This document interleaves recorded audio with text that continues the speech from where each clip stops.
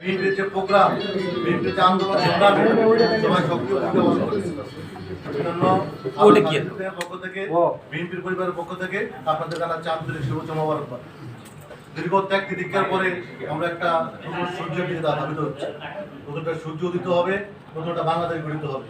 আর এই বাংলাদেশের নেতৃত্ব দিবে আপনারা আমার সবার প্রিয় নেতা জনাব তারেক রহমান। তারেক রহমানের হাতে বাংলাদেশ সুন্দর একটা বাংলাদেশ গঠিত হবে। এই লক্ষ্যে একটা নির্বাচনী একটা কি বলে নির্বাচন সরকারের প্রয়োজন, নির্বাচন দরকার। এখন যেটা অন্তর্বর্তী সরকার আছে তারা অনেক ডিসিশন নিতে পারছে না। বাংলাদেশে এখন বিভিন্ন ধরনের সমস্যা হচ্ছে। নির্বাচন নিয়ে ত্রিমুখী বিভিন্ন ধরনের আপনার কি বলে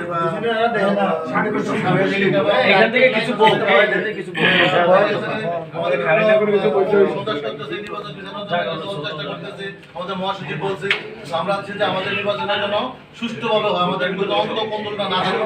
আমরা চাচ্ছি যে আগামী যে নির্বাচন আমরা আমাদের প্রিয় নেতা আলহাজ